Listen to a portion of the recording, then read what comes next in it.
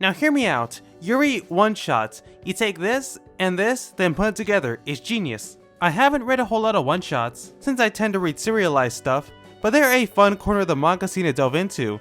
Two of the only one-shots I've read are by Tatsuki Fujimoto, so whether or not that makes me a normie, I'll let you decide. Yuri one-shots are a similar boat. I know that Love and Dreams Don't Mix was originally a one-shot called Please Break My Heart before getting serialized, and it's basically the first chapter of that manga, so we can count that as me reading a one-shot, right? Oh, I did read another. It was in an anthology of Yuri one-shots. Let's ignore that I didn't read most of them, and it was by Nakatani Neo. It was about this fox girl and a human girl, playing with each other's ears, and the art looks really nice, and this is a type of intimacy that I haven't really seen in any manga I've read. It's pretty cute. I feel like I got off track. All jokes aside, there are some one-shots that I adore. They can put out these concepts without having to bear the burden of becoming a longer series, and they can be great stories in their own right. They can make for reads just as memorable as manga I've read volumes of, and that's definitely the case for one of my favorites I read recently. Belladonna's Lover is the kind of manga that had me in a grip from its concept alone, and while it's not a very long read, I adored every second of it. As such, I have once again returned to this wall to yap about this Yuri for a little bit, and if you find it interesting, then that's all the better. The premise of this one-shot is fairly simple. Bella was a young girl who had a curse placed on her by her great aunt. Anything she touches will have the life sucked out of it until it dies, and this spell can only be lifted through true love. Flash forward years later, a struggling artist named Anna gets lost in the forest due to becoming too immersed in her sketches. After nearly eating a mushroom that would have killed her on touch, she meets Bella and is mesmerized by her beauty.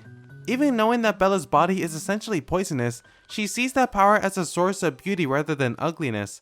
The rest of the story depicts their developing romance, all through really gorgeous art. This is another one of those manga where it's a joy to read from just the visuals alone. There's a sketch-like quality to many of the environments and decor. You can clearly see the lines that make up every illustration in this manga, and the subtle imperfections of these lines give off a very personal charm. It's like you're reading from the sketchbook of a hardworking artist, and I don't doubt that was the intention. I went ahead and read some other works by Ruam, and the art was undeniably a cleaner style than in Belladonna's Lover, meaning that this isn't the author doing their usual stuff. It was actually impressive to see how each of their manga had their own stylistic touches, but the more I read, the more clear it became that this manga went for a simpler art style that emphasized line work. It very much fits the simple but whimsical premise of this narrative. But what I found to be the most impressive part of the art is Bella herself. The detail of her design is mesmerizing. Beyond the little touches in her expressions and eyes, which are these detailed scribbles the manga commits to, the greatest part of her design is her hair. You can see every single strand of it, and it's all so wild and free that her hair practically takes a life of its own. With how white everything else is, and how simple Anna's design is by comparison, Bella is a lovely contrast to the world around her. Look at any page featuring her, and you can see how her color scheme so easily grabs the reader's attention. If the world around her is a canvas, then she is a portrait that exists within it. This attention she's given fits very well, as Bella is very much the star of this manga. It should go without saying since her name is in the title, but this is what we call a segue. Her curse caused her to become very isolated, but at her core, she's a very kind soul that's simply afraid of getting too close to people, which contradicts the love she's developing for Anna. At first, she approaches Anna with a cold and lifeless demeanor, but as soon as she realizes that she actually likes her, you can see how all the cogs in her brain become jammed. Meeting someone who sees her as beautiful and lovingly accepts who she is a foreign concept to Bella, and it creates feelings that she's never felt. This is something that neither of them have felt actually. The only form of romantic love that they've known existed is that of a man and women, so these invisible barriers are between them reaching that point of being together. I'm a big sucker for how supernatural concepts can be used to capture character traits, and Bella's curse fits right into this. Now, something noteworthy about one of the translations of this manga is that it includes the translator's interpretation of the text, and when it came to Bella's curse, they saw it as a metaphor for trauma. Looking through the manga myself, I believe I can agree with this. Considering she had this curse placed on her by her aunt, we can interpret this curse representing some form of familial trauma. The relationship between Bella and her aunt is all kept pretty vague, but considering the only thing we see her aunt do is cause her connection to the world to be irreparably damaged for the rest of her youth, under the guise of protecting her, it's not exactly a far-off conclusion. Bella had no control over this happening to her, and now she represses herself so that nobody will ever get hurt. Add on a layer of self-loathing she carries, and I think this metaphor fits pretty well. I think it's this meaning that makes Anna's viewpoint on why she sees Bella as beautiful become even deeper. In a way, she sees the burdens Bella carries in life, and admires how she's able to continue living in spite of that. Living with such a troubling youth can be frightening, but being able to do so regardless of that is impressive and highlights a person's strength. This all isn't to imply the focus is entirely on Bella to the point of leaving out any focus on Anna. In fact, I think her own conflicts in this manga complement Bella's very well. She's an artist who mainly draws plants and has largely been scorned for this. Throughout her life, she's often had her worth as an artist be devalued. This manga makes a strong point of this when she shares how she finally managed to find someone who'd buy her art, but she later finds out that he actually wanted to have her as a bride and had no interest in her art at all. It's a very bleak moment of the manga that comments on the marginalization of women, and it kinda hits you by surprise from how lovely the tone was prior to being splashed by the water that is this cold reality. But it's in this moment of despair where their bond becomes strengthened, since at their core, they're both women trying to live while dealing with the ridicule and harshness of others. This adds value to their time together and blossoms that love inside them, since they both see the other for who they really are. This concept of a regular human and someone supernatural sharing commonalities and becoming close is a really good one, and it seems the author agrees.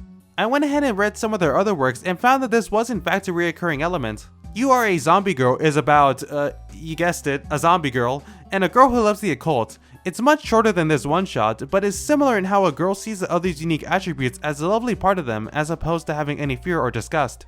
Belladonna's lover is not at all repetitive to Ruon's old work, but you can see how they're seemingly fond of this one idea, and have continued to evolve and flesh it out into a variety of stories that all have their distinct messages. Also, this one-shot is like one of the cutest manga I recently read, and I think the zombie girl is a trans girl metaphor. No, I don't feel like elaborating on this.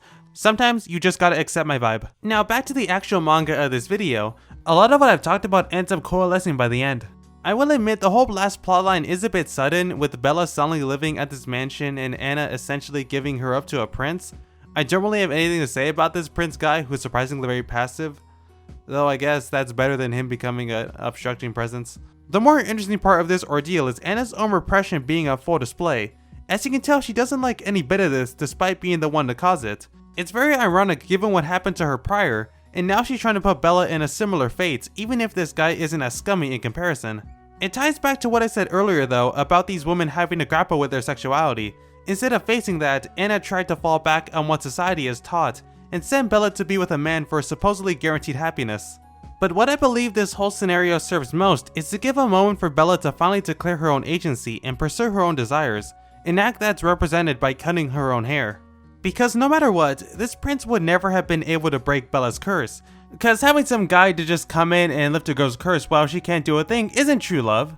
That Snow White and Sleeping Beauty shit is fraudulent. I had a hard time saying that. Bella received her curse through means that were out of her control, under the pretense of familial love, so having what breaks it be through someone she's made the choice to be with is very satisfying, doubly so with how she lays into Anna for just leaving her like that. It's a cathartic moment of anger and love combining into this raw passion she shares with Anna, as the two are finally together. I never get tired of reading this conclusion. It is filled to the brim with joy and relief that this story carefully builds up to, ending it all in a way that feels very warm. Also, Bella looks lovely with short hair, and that doesn't really add to the points I'm making, but it's true and I hope you agree. So yeah, that's pretty much Belladonna's Lover. There may be more comments I can make, but I'd really just be summarizing the manga further at that point, and with how short it is, yeah, I believe you should just read it yourself. Form your own thoughts on the manga and come up with thoughts and observations that my brain probably wasn't able to do. If I could describe how this one-shot feels when reading it, it's like a classic fairy tale, except it's a Yuri, and I think that's a very novel combination. It's a pretty simple story, but I think I can use that every now and then. Yuri is the greatest thing created since this gift of an Oshawa dancing, and there are so many different stories to be shared through this broad genre. This is simply another one of those stories that we've been graced with, and like so many I read, I like to take a moment to appreciate it before I move on to the next. But before I move on, just look at them a little bit longer. Okay, now look at how pretty she is. Okay, now look at how lovely they are together. Okay, I'm satisfied. Well, but that seems like a good place to call it for this video. If you like me talking about Yuri, then you may be happy to know I've done just that a few times already, along with a plethora of older videos you can check out.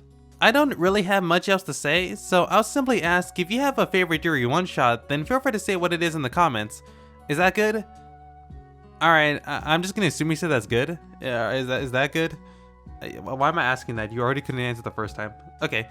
I'm gonna go now, so thanks a bunch for watching, and take care.